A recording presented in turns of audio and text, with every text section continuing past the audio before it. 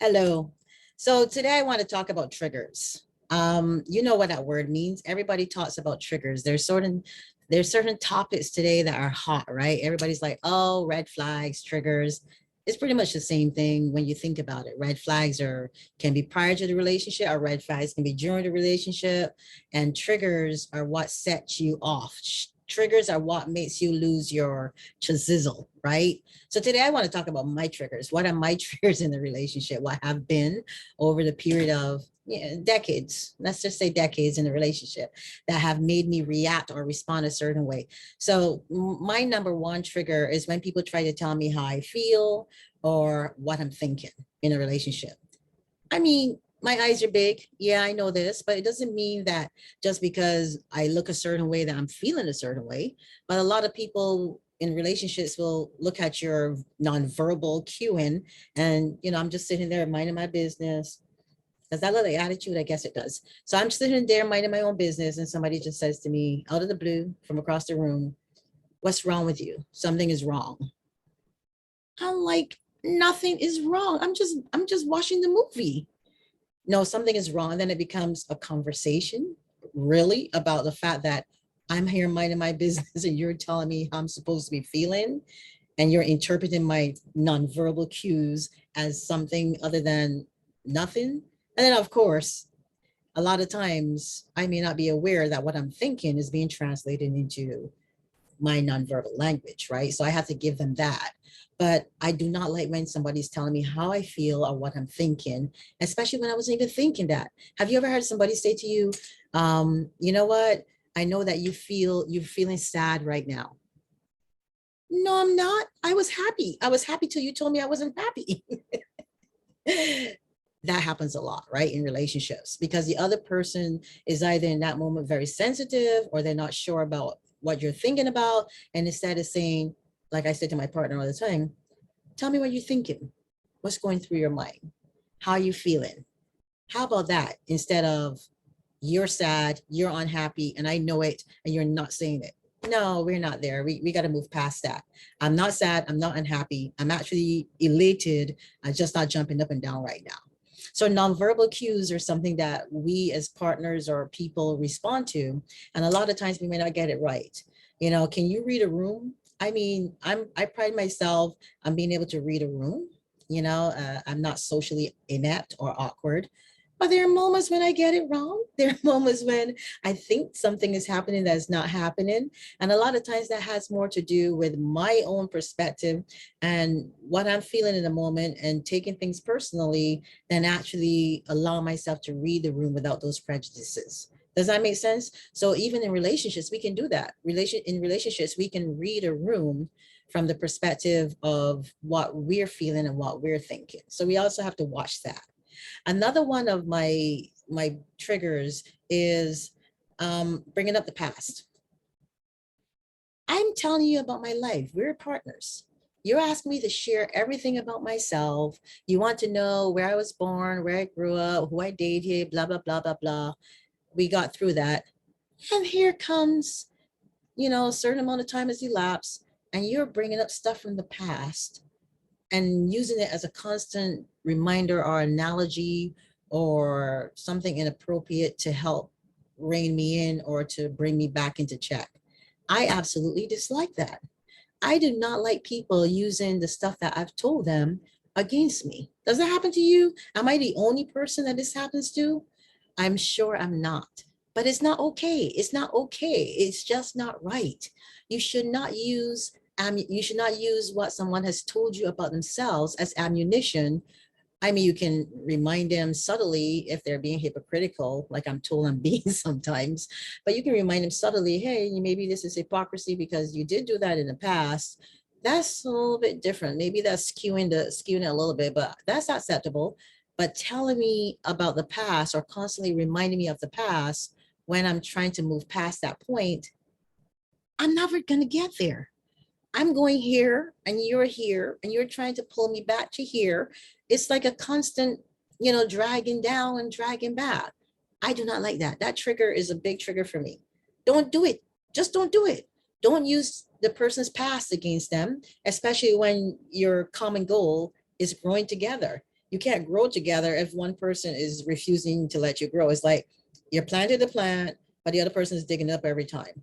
It's not going to grow. It's just not going to grow. As a matter of fact, it might die. It might die if it's left out of the ground for too long. So pay attention, stop using the person's past against them, and just try to bring more relevant ideas, thoughts, and issues to the table, like maybe in the last 6 months to a year, instead of going back past a year, 5 years, 10 years. I'm just saying.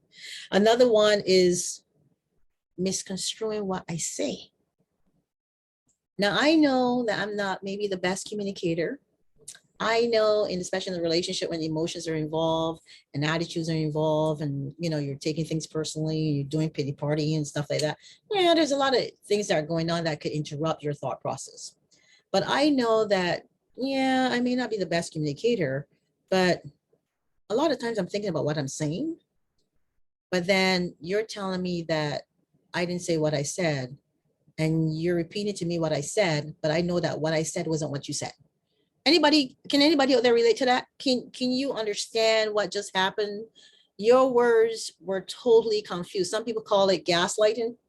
Some people call it, just the manipulation. Is it manipulation? Is it gaslighting?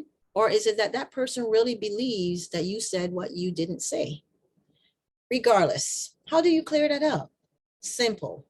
How about I walk around with a tape recorder and record you? How about I record everything we talk about, and then you wouldn't have to tell me that I said something I didn't say? It's not that simple. You cannot walk around with a tape recorder. And in some states, you need to disclose that you are recording the other person. So how can you resolve that? How can you stop that issue of somebody thinking that you didn't say what you said? So a lot of times I've been guilty of having experienced that in my relationship. So what will happen is I'll say, okay, uh, I'll say that you are the better listener in the relationship. So therefore I'm gonna defer to you and say, okay, so maybe you're right, because I know that you love me and I know that you don't want to destroy me or think that I'm your enemy. I know you're telling me this because you really were listening and maybe I wasn't as clear on what I was saying. So it teaches you how to be very succinct. When you have to know your audience, just like you have to learn how to read a room, you have to learn your audience, who you're talking to. You got to pay attention to the person you're speaking to, and you need to make sure that what you're saying is clear, claro, so there's no misinterpretation. And even if there's misinterpretation, at least and sometimes people can mess with your mind, at least you know that you made every attempt possible to translate in an adequate, I don't know, space, what you wanted to say to the person. It started getting better for me. So maybe it'll get better for you if you practice what I just said. So those are the three triggers that I have. But here's the hack, because I said that this is, relationship hacking. How do you deal with triggers? Because there's so many other triggers. There's triggers from your past, somebody saying something to you. You get triggered by smells, you get triggered by by environments. You can go someplace and it reminds you. Sometimes I'll go somewhere and it'll remind me of Barbados when I was young, or my grandmother's house, even though I'm not at my grandmother's house, or a smell, or something somebody says, will trigger a painful memory, of my mom or my sister. So triggers they don't just come in one format, they're wide. But in relationships, a lot of times people are triggered by the other person and they don't recognize that they're being triggered. They're just reactive or reacting to the trigger. So here's the hack. Why don't you both, if you're at that place where you're being triggered by your partner, or both of you are being triggered, why don't you write down your triggers? Start paying attention, start identifying what is triggering you. Instead of being reactive, write it down. You know what? Paul said, I don't care. I don't care for that. Did your dad say that when you were young? I'm just using simple examples here. It could be something more complex. Or, Rachel said she doesn't like my hair when I do it this side. Does that remind you of a partner that was critical of you, that didn't like your appearance, that didn't accept you as you were? You have to start paying attention to why you're feeling the way you're feeling. So you have to start writing down your triggers. What is triggering you in this relationship? And then you have to talk about the trigger. You know, once you've written it down, you can approach your partner and say, and you guys can do this together. It can be an exercise to do together. Here's what's triggering me.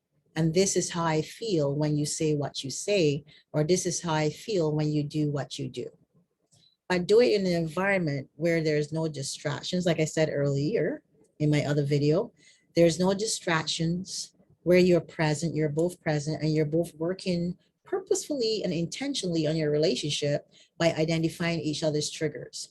You're not here to argue. A lot of times people come to a discussion and they end up arguing because they fail to remember the goal of the conversation and discussion is not for argument, it's for resolution. You're not enemies.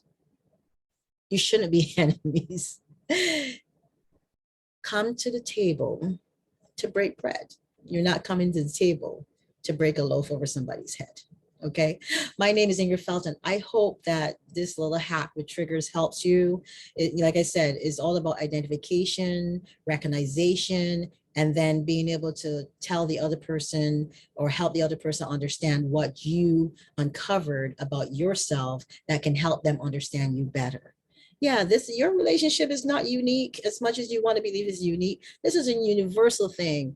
I'm dealing with it. The pastors are dealing with it. Everybody is dealing with it. It's a universal language. And if we understand that and not take it so personally, then we can address the issue.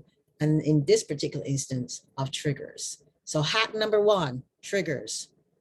Share with your partner, discuss with your partner, tell them this is how it makes me feel, and help them understand what they can do not to make you feel that way anymore. My name is Ingrid Felton. As always, thank you for stopping by my YouTube channel. I hope that you get a tidbit from, a golden nugget from today's YouTube video. Continue to support me, continue to show up, continue to subscribe and like your comments, and share. Sharing, caring is sharing, right? And sharing is caring. Have a great day. Bye.